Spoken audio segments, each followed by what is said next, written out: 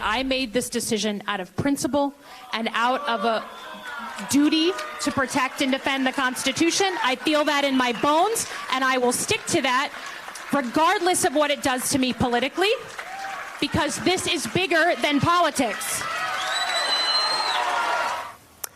Congresswoman Elissa Slotkin of Michigan joins us now. She's a member of the Armed Services and Homeland Security Committees, and you saw her there, Congresswoman, talking to your constituents, some of them not too happy about the vote you're going to take today. Are you good with that? Many would argue you are representing them, and perhaps this would be flying in the face of representing your district.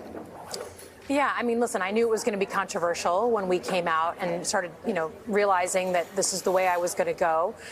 We did that town hall on purpose and announced it to my constituents first, rather than doing it on national media so that they heard from me. But as I told them, I just think there are times in leadership when you have to make a call when you know something is the right thing, even if it's not the popular thing. And I'm a former CIA officer. That is what we're trained to do. I had to do that many, many times in my prior life. And while I don't like, when people are upset and being protested, I don't know who does. There is a moment in life when the times kind of come to you and you have to do what you think is right. David Ignatius.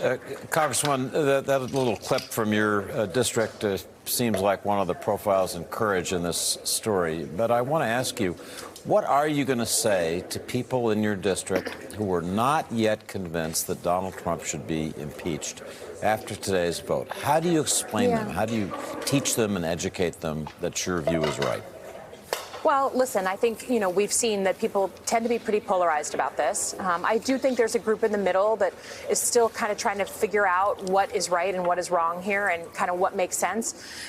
To be honest with you, my hope is that even if they don't agree, I do everything I can to be transparent and available and explain why I made my decision, and that my hope is that they want leaders with integrity, so that even if they don't agree, they understand that I made this decision from my gut, and because I feel like I'm upholding my duty to defend and protect the Constitution. That's my hope. Representative, so I'm curious, are you planning town halls specifically to talk about impeachment? Are there enough people in your community saying, look, we need you to break this down for us piece by piece? Or is it really something that just comes up when you're talking about health care, the economy, and other issues that are important to your constituents?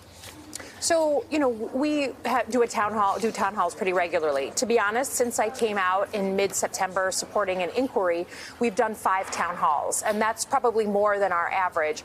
And that's because we're getting tons of calls, we're getting tons of, emails and messages, and some of it is about impeachment. Some of it was also about health care. USMCA, let's not forget, we're voting on a really big trade deal that has a major impact on my state. NAFTA had a huge impact on my state. So we're getting a lot of calls. So we're trying to be responsive. If we're getting that much engagement, that means we should be out in public. This last one that I did on Monday, I did specifically because I knew that I was going to be coming out on something controversial. And I wanted people to see that I'm not afraid to stand in front of, a tough room, because I criticized my opponent 2 years ago when he wouldn't stand in front of, his constituents and talk about health care and his health care vote. So how can I sort of sit in a bunker, even when something's hard, when I've criticized others for doing the same thing? Thanks for checking out MSNBC on YouTube, and make sure you subscribe to stay up to date on the day's biggest stories. And you can click on any of the videos around us to watch more from Morning Joe and MSNBC. Thanks so much for watching.